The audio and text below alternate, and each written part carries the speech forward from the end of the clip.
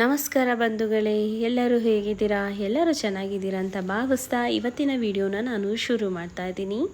ಇವತ್ತಿನ ವಿಡಿಯೋ ಬಂದು ವರಮಹಾಲಕ್ಷ್ಮಿಯ back drop ಹೇಗೆ ಡೆಕೋರೇಷನ್ ಮಾಡಿಸಿದ್ವಿ, ಅದಕ್ಕೆ ಎಷ್ಟು ಖರ್ಚಾಯಿತು, ಮತ್ತು ನಾನು ಸೀರೆ ಎಲ್ಲಿಂದ ತೊಗೊಂಡೆ ತಾಯಿಗೆ, ಮತ್ತು ಅವತ್ತು ಏನೇನು ಮಿಸ್ಟೇಕ್ಸ್ ಆಯಿತು ಅದೆಲ್ಲ ನಾನು ನಿಮಗೆ ಶೇರ್ ಮಾಡ್ತೀನಿ. ನಾನಿವಾಗ ಈ ಡೆಕೋರೇಷನ್ ಅವ್ರನ್ನ ಜಸ್ಟ್ ಡಯಲಿಂದ ಕಾಂಟ್ಯಾಕ್ಟ್ ನಂಬರ್ ತೊಗೊಂಡು ಅವ್ರಿಗೆ ಕಾಂಟ್ಯಾಕ್ಟ್ ಮಾಡಿ ನಾವು ಕರ್ಸ್ಕೊಂಡಿದ್ದು. ಆ್ಯಕ್ಚುಲಿ ಅವರು 6 ಗಂಟೆಗೆಲ್ಲ ನಾನು ಟೈಮ್ ಕೊಟ್ಟಿದ್ದೆ, ಅವ್ರು ಬರೋಷ್ಟೊತ್ತಿಗೆ 8 ಗಂಟೆ ಹಾಗೆ 8ರಿಂದ 9 ಗಂಟೆ ಆಗಿತ್ತು. ಬಟ್ ಒಬ್ಬ ಹುಡುಗ ಇದ್ದಿದ್ದರಿಂದ ತುಂಬ ಸ್ಲೋ ವರ್ಕ್ ನಡೀತಿತ್ತು. ನಾನು ಹೇಳಿದ್ದೆ 6 ಗಂಟೆಗೆ ಬಂದು 9 o'clock ಫಿನಿಷ್ ಮಾಡಿಕೊಡ್ಬೇಕು ಅಂತ. ಬಟ್ ಅವ್ರು 9 o'clock ಬಂದು 12:30ವರೆಗೂ ಅದೇ ಕೆಲಸ ಮಾಡ್ತಾನೇ ಇದ್ರು ಅವರು.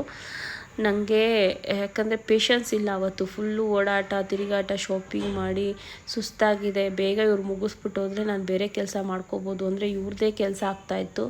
ಆ ಕಡೆ ಈ ಕಡೆ ಕದಲಿದ್ರೆ ಸರಿಯಾಗಿ ವರ್ಕ್ ಮಾಡಲ್ಲ, ಹಳೇದೆಲ್ಲ ಹಾಕ್ಬಿಡ್ತಾರೆ ಹೂವುಗಳು ಅಂತ ಅಂದ್ಬಿಟ್ಟು ಅಲ್ಲೇ ಕುತ್ಕೊಂಡು ನೋಡ್ಕೊಂಡಿದ್ದಾಯಿತು ಇವ್ರು ಹೋಗೋವರೆಗೂ.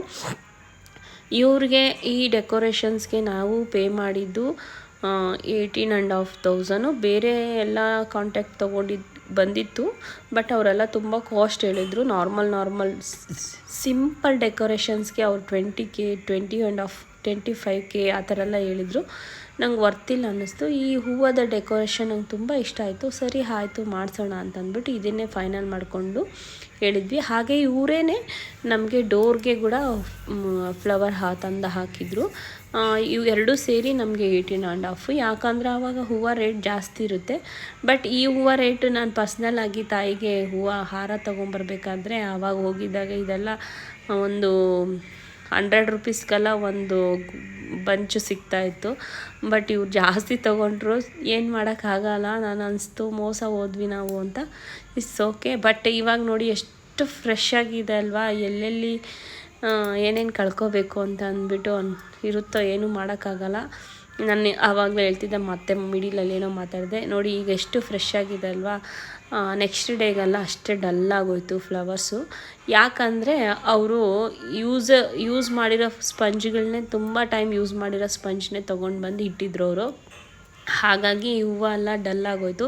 ಫ್ರೆಶ್ ಆಗಿರೋ ಸ್ಪಂಜ್ ಯೂಸ್ ಮಾಡಿದ್ರೆ ಅದರಲ್ಲಿ ವಾಟರ್ ಕಂಟೆಂಟ್ ಜಾಸ್ತಿ ಇರುತ್ತೆ, ಆವಾಗ ಫ್ರೆಶ್ ಆಗಿರುತ್ತೆ. ಇದು ಎಲ್ಲ ಆಲ್ರೆಡಿ ಸ್ಪಂಜೆಲ್ಲ ಉದುರಿ ಹೋಗ್ತಾಯಿದೆ. ಅದರಲ್ಲಿ ಅಲ್ಲಿ ಇಲ್ಲಿ ಚುಚ್ಚಿ ಇಟ್ಟರು. ನನಗೆ ಅದು ತುಂಬ ಬೇಜಾರಾಯಿತು. ಇಷ್ಟು ದುಡ್ಡು ಕೊಟ್ಟರು ಆ ವರ್ಕ್ ಅಷ್ಟಕ್ಕಷ್ಟೇ ಮಾಡಿಟ್ರು.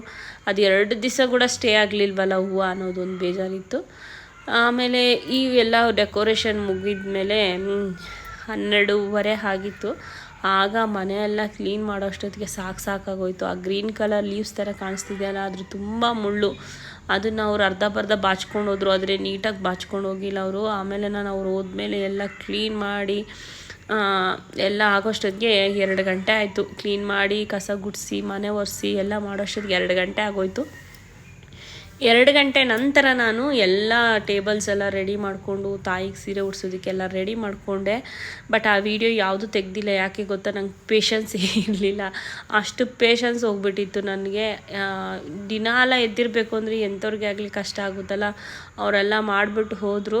ಅದೆಲ್ಲ ಮಾಡಿ ಹೋದ್ಮೇಲೆ ಫೈನಲ್ ಲುಕ್ಕು ಈ ಥರ ಬಂದಿತ್ತು. ಇದೆಲ್ಲ ಆದಮೇಲೆ ನಾನು ಮನೆಯೆಲ್ಲ ಕ್ಲೀನ್ ಮಾಡಿ ಟೇಬಲ್ಸ್ ಎಲ್ಲ ರೆಡಿ ಮಾಡಿಕೊಂಡು ತಾಯಿ ಪೂಜೆಗೆ ಅಂತ ಎಲ್ಲ ರಾತ್ರಿನೇ ರೆಡಿ ಮಾಡ್ಕೊಂಡ್ಬಿಟ್ಟೆ ಮಲಗ್ದಿರ. ಬಾಗಿಲಿಗೆ ಡೆಕೋರೇಷನ್ ಬಂದು ನಾವು ಈ ಥರ ಮಾಡಿಸಿದ್ವಿ. ನಾನು ಇನ್ಸ್ಟಾದಲ್ಲಿ ಪೋಸ್ಟ್ ಮಾಡಿದ್ದಿದ್ದು ವಿಡಿಯೋ. ಇದನ್ನು ನಾನು ಸೇವ್ ಮಾಡಿಟ್ಕೊಂಡಿದ್ದೆ. ಈಗ ಇಲ್ಲಿ ತೊಗೊಂಡು ಹಾಕ್ತಾಯಿದ್ದೀನಿ.